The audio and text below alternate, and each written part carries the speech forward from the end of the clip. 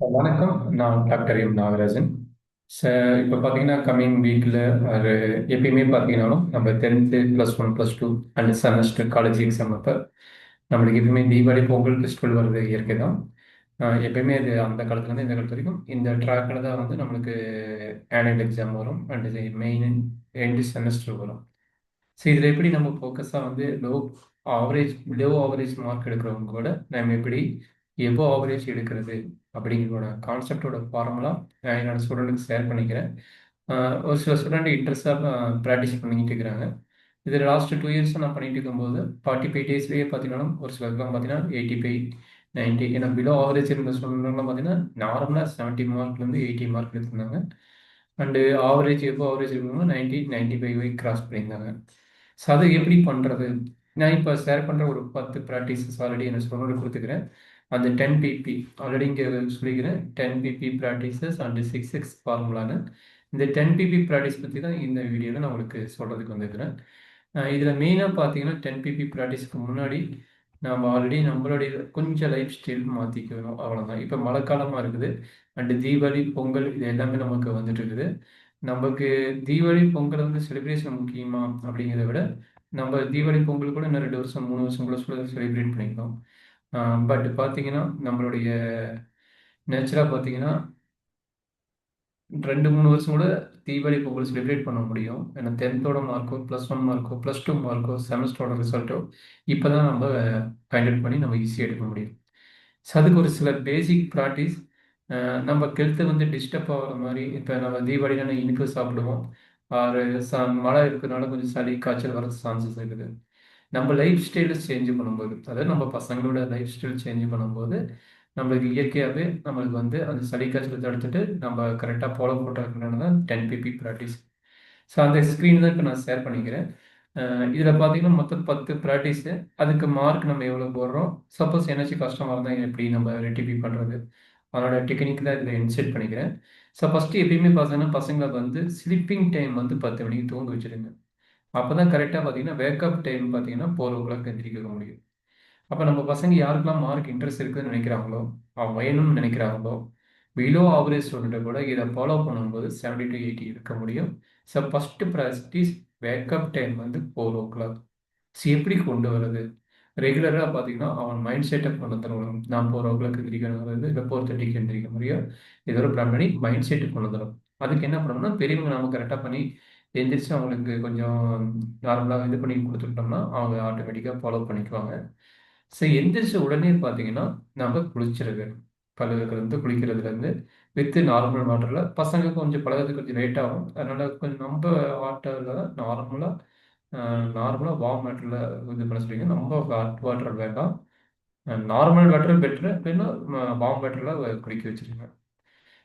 அடுத்தது பார்த்தீங்கன்னா, இது முடிச்ச பின்னாடி நம்மளுக்கு 21 சிட்டப்ஸ். அந்த காலத்துல நம்ம பெரும்போது சொல்லியிருப்பாங்க.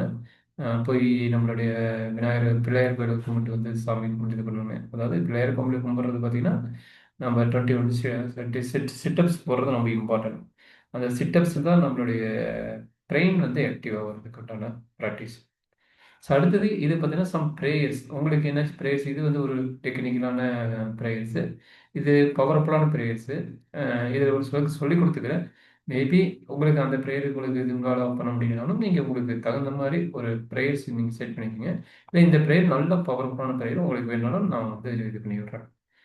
நீங்கள் பார்த்து ப்ராக்டிஸ் பண்ணும்போது இந்த பிரேயர்ஸை மார்னிங் 4:30 வரையும் நீங்கள் வந்து ஒரு 5 டைம் 6 டைம் சொல்லும்போது உங்களுக்கு கண்டிப்பாக பிரெயின் வந்து ஆக்டிவ் ஆயிடும். என் பசங்களுக்கு இது நல்லா பிரெயின் படிக்கிற பசங்களும் நல்லா சூப்பராக பிரெயின் ஆக்டிவ் ஆயிரும்.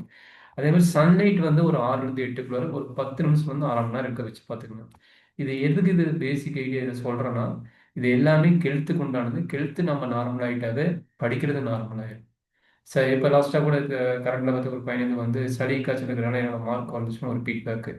சளி காய்ச்சல் இருக்கிறனால தான் மார்க் வருது. அப்போ வராமல் இருக்கிறதுக்கு என்ன வழி அப்படின்னா, இந்த வாட்டர் இன்டேக்கு சன்லைட்டை வந்து இது பண்ணுறது, சிட்டப்ஸ் போடுறது, கரெக்ட் நேரத்தில் நம்ம எந்திரிச்சு குளிச்சிடுறது, இது எல்லாமே நம்ம பண்ணும்போது ஃபீவருங்கிறது சளியும் காய்ச்சல்ங்கிறது வரதில்லை. ஏன்னா நான் ரெகுலராக ப்ராக்டிஸ் பண்ணிக்கிறேன்.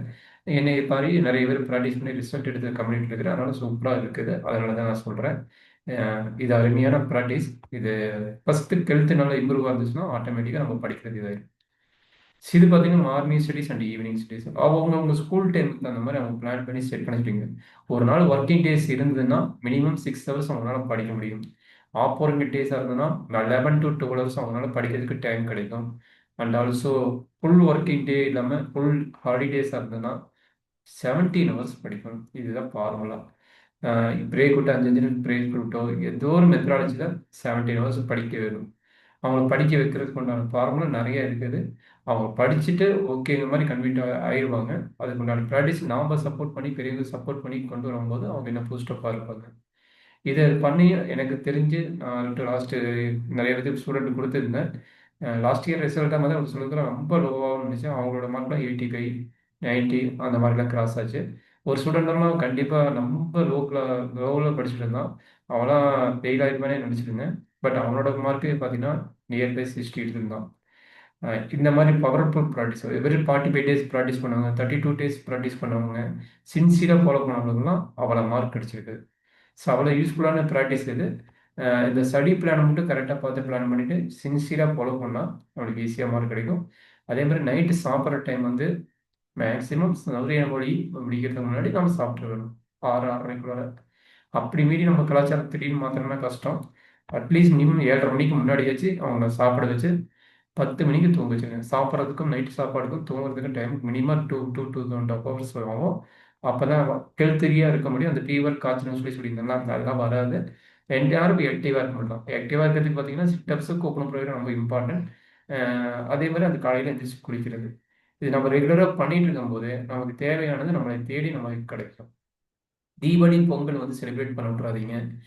பெரியவங்க நம்ம வந்து புத்தகத்தை படிக்கும்போது, நம்ம குழந்தைகளும் சேர்த்து புத்தகத்தை படிக்கணும். நாம தேவையில்லாத விஷயத்தை செய்யும்போது, குழந்தைகளும் அந்த இதில அடிக்ட் ஆயிடும். அதனால நாம வந்து கரெக்ட்டா முடிஞ்ச அளவுக்கு நம்ம இது பண்ணி கரெக்ட்டா கொண்டு போய்க்கலாம். இதில என்னது இன்னும் டீப்பா பிராக்டிஸ் இல்ல டவுட் இருந்தாலும், மேல இருக்கிற மொபைல் நம்பருக்கு வாட்ஸ்அப் பண்ணுங்க. நான் அத டீட்டெயிலா உங்களுக்கு சொல்றேன். Thank you.